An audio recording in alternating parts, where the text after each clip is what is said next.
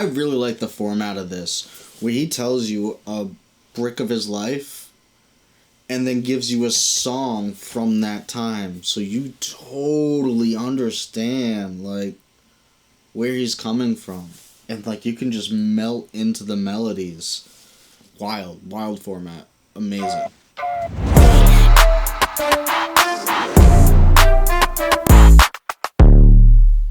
What's going on, everyone? Mike Griff back with a brand new reaction. We are jumping right into Chapter 4 by Ren. Like, comment, share, subscribe. I'm just gonna jump right into this.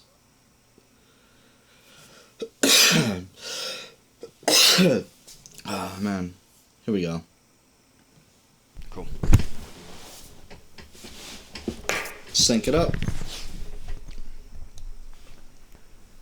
During the year I spent living back with my mum, I was leaning even more heavily into scouring the internet for answers. It became like an obsession. Most people my age were watching porn. I was on PubMed learning about mitochondria. I educated myself in things like methylation, the building blocks of mitochondria, various immune cells and their functionality, and which supplements could help theoretically bring about homeostasis in my body. I taught myself of the various pathogens that could lead to the symptoms I was experiencing. Around this time I started ordering medical test kits from private medical facilities. I had a eureka moment when, after posting some poop in a tube to a lab in London, I discovered I had an amoeba and another more benign gastrointestinal parasite called blastohominis. Both could plausibly lead to systemic pain and fatigue. Upon researching the best course of action, I found this doctor in New York who was a world-renowned specialist in treating parasites. Return flights to New York, booked far enough in advance, were a couple of £100 back then. The treatment itself was pretty cheap. I was in no way in a strong financial position, and neither was my family, so I did what I always do when I needed to get money. I wrote and recorded some songs from my laptop from bed. One about getting to New York to find a cure. I sold a modest amount of digital copies to my Facebook friends and my friends and family, just enough to afford a trip. During this time, my symptoms had gotten a lot worse, so the entire visit was a bit of a blur. I remember sitting in a waiting room and struggling to find an inch of wall space that wasn't taken up by the countless medical qualifications and the diplomas attached to it. I half expected the walls to start bragging about their Ivy League connections and debating the latest medical research while us mere mortals waited to be called in. When I was finally on the doctor's table, I was told to take off my clothes and put on a blue disposable paper robe. An old man in his 80s hobbled in, pulled on a medical glove, and proceeded to cover his finger in Vaseline. My heart sunk. I was pretty sure I knew what was coming next. I suddenly wished I'd experimented more with my ex-girlfriend. I didn't want to lose my backdoor virginity like this. He could have at least done me the courtesy of putting on some Marvin Gaye and lighting some candles, but instead I lay in uncomfortable silence on a brightly exposed operating table, while a firm-handed, overqualified old man inserted his index finger forcefully into my anus. He never wrote to me afterwards. I felt used.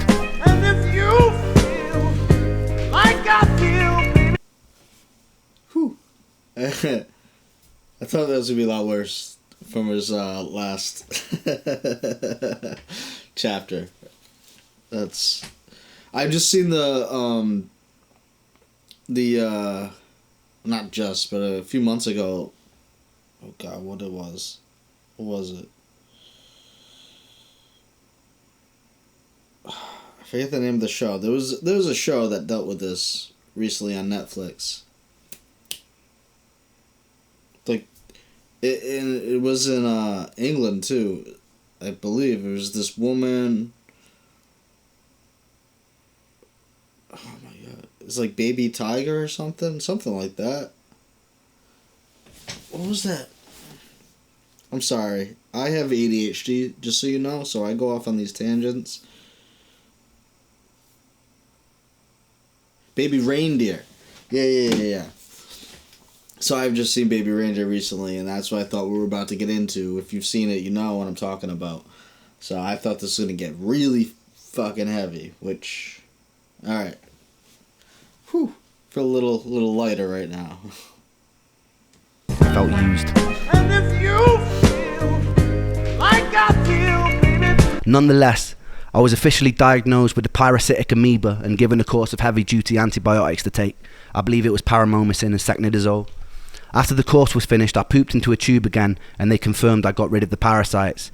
The constant internal techno raves and gurgling which usually plagued my stomach ceased, but I felt just as crap. And on top of all of that, I started becoming allergic to everything. And I mean fucking everything. The antibiotics had triggered some sort of massive food intolerance reaction. Whenever I'd eat certain foods, I'd get hit with a sudden hangover-like feeling, and my face would swell up. I'd later learned this was something called MCAS, and it was triggered by the antibiotics. This was the first time I felt the crushing defeat of pinning a lot of money, hopes, and time into a treatment only for it to make me worse. I'd felt it to a small degree with every failed herbal protocol, every antidepressant that gave me side effects, but this was on a much larger scale. I almost felt guilty and full of shame for not getting better. I told my friends and family that this was going to be the thing that cured me. Not only did it fail, but I was now unable to tolerate basic carbohydrates, fruits, sugar, high histamine food, dairy, grains, without feeling terrible. I felt pretty crushed about that. Despite this, some tenacious part of me had a perseverance that didn't want to stop looking for answers. I was obsessed with trawling the internet. I strongly believe if I didn't have that tenacity to keep looking after every defeat, I'd probably be dead today. After about a year of living with my mum in North Wales, I got the itch, and I decided that I'd make a bold move to Brighton. Most days I didn't really have the energy to do much other than short walks, but I had a friend over there who lived with Emmy for years. It felt like a safe space, a place of understanding. Being a 23-year-old living with his mother didn't feel very cool either. He had a free room going, and he was a legend. I desperately craved my own independence. After going through the heartbreak of losing love and losing the exciting career opportunity, I needed to feel like I wasn't just sitting in the tomb in Wales waiting for death, even if it was a struggle.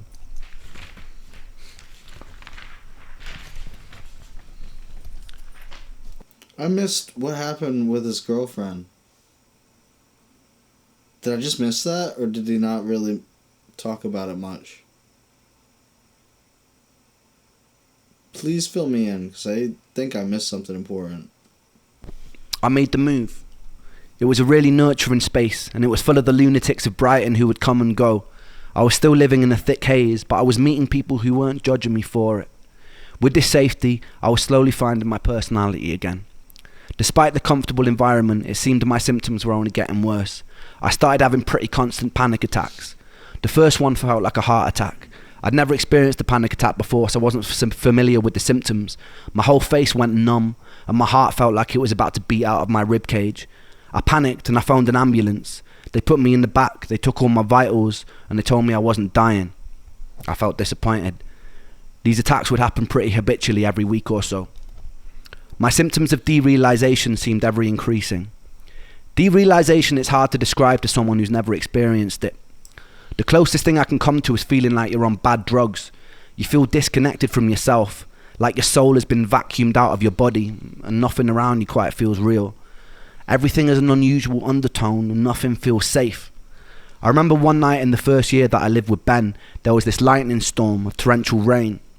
I went outside and I stood in a t-shirt hoping I'd be hit by a bolt of lightning and it would somehow shock me out of it. Unfortunately, I wasn't on Zeus's hit list that day. This urge to be shocked back into reality didn't really leave me. I remember one day I was walking back from the shops. I found an old analog television in an alleyway that was being thrown out. I can't quite remember the thought process that led me there. I just remember feeling angry, and I decided to smash the fucking pieces out of the TV in the alley. I picked it above my head and I hurled it towards the ground. The screen cracked, but it didn't shatter like I hoped it would. I did it again and again and again until there were large shards of glass lining the street. I saw one about the size of a kitchen knife and I picked it up. It's hard to rationally explain self-harm that's not a cry for help, because this wasn't a cry for help. I'd cried for help multiple times and no one listened. The pain I felt inside my body could never be done justice with words. There's a certain horror, a certain frustration of living in a body that would never give me a moment of peace. I felt constantly alienated. I had no doctors to tell me what was going on. They made me feel like a hypochondriac. There are no combination of words in the English language that can express that pain, that can express that frustration. There's no song I could write that would make you understand. In that moment, the closest and truest way I had of communicating my pain was driving a shard of glass into my chest and dragging it across until the blood was dripping down my body. It didn't hurt very much compared to what was already going on inside of me, and it didn't really help me feel better either, but it was truth, and there was beauty in that. Adrenaline gives you a brief moment of respite, but it wasn't long until I was exactly where I started, just decorated in a little bit more blood than usual. Did he stab? He took a shard of glass the size of a kitchen knife and stuck it in his chest? Wait, this actually happened? It didn't kill him. I gotta go back. And it didn't really help me and cross until the blood was dripping down my body. There's no song I could write that would make you understand. In that moment, the closest and truest way I had of communicating my pain was driving a shard of glass into my chest and dragging it across until the blood was dripping down my body. It didn't hurt very much compared to what was already going on inside of me, and it didn't really help me feel better either, but it was truth, and there was beauty in that. Adrenaline gives you a brief moment of respite,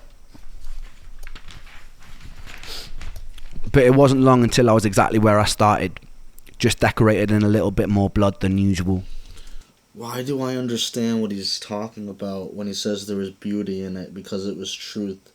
Because he was so disconnected, and it was like, it was that bolt of lightning you need, like...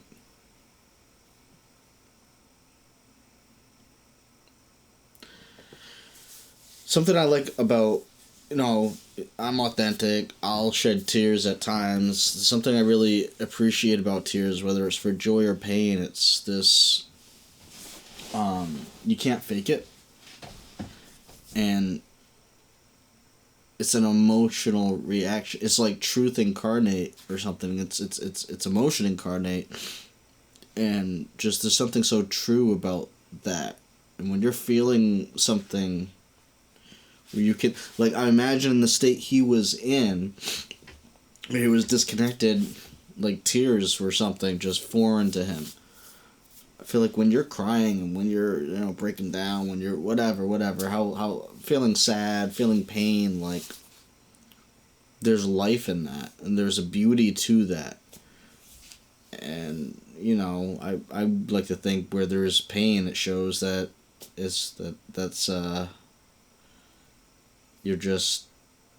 a lacking of something better, which proves the something better exists. And there's just something so beautiful about being connected like that to the world.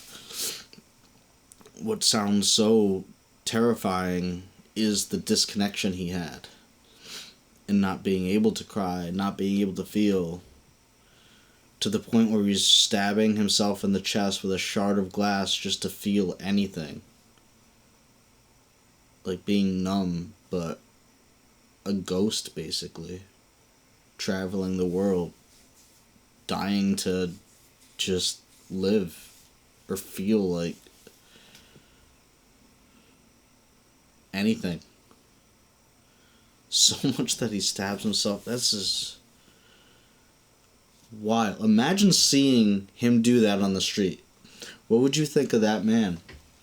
Not knowing him, not knowing the story. You see a man smashing a TV on the street, grabbing... You'd think he's crazy. You'd think he should be locked up. You would think he should be locked up. This is how we look at people. At least from where I'm from, like that would be my instinct. Like, you see a man acting this wild on the street. Anyone acting insane on the street, you're like, he needs to be locked up, away from us to keep us safe. When that man is probably living in a type of hell you could never imagine. And instead of being like, let's help him. Like, it's not, let's protect me. Let's lock him. Imagine if he got locked up. Imagine, I don't know what happens. Maybe that does happen. But imagine if someone saw this happening. I don't know what happens next. And you get thrown in jail for the rest of his life for whatever reason, or in a psychiatric ward, and they don't really help him. They just keep him locked in a cell while he's locked in a cell. Like, I imagine he would eventually just kill himself, instead of giving us the beautiful art and connection that he's giving us today. Then what would be the point? what would be the point, I would think, of keep going on if...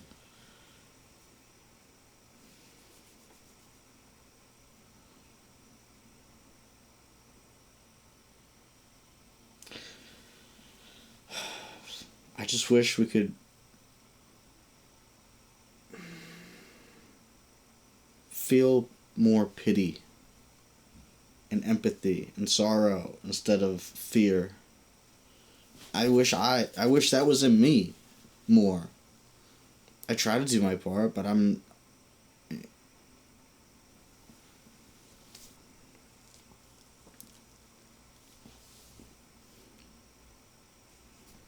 don't know. But it wasn't long until I was exactly where I started, just decorated in a little bit more blood than usual. I made sure nobody saw. I didn't want to cause any alarm. I didn't want anyone to be worried. So I cleaned it up when I got home, and then I resumed the life of the undead. In the next episode, I'll tell you the story of when I was stabbed by an ancient sword, and when I met one of the most talented people that I know.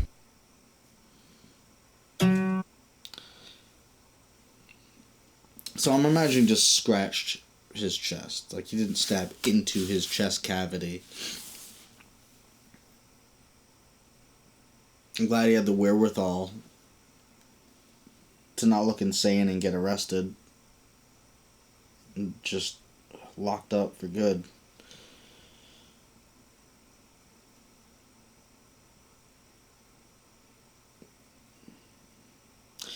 I mean, it makes you appreciate not...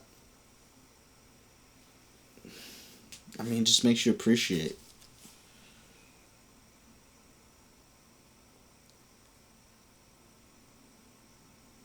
I hope he's okay now. This says 8 years. But I know he's in the hospital right now. Or just has been. Like, that's why he's in Canada. I hope things get better.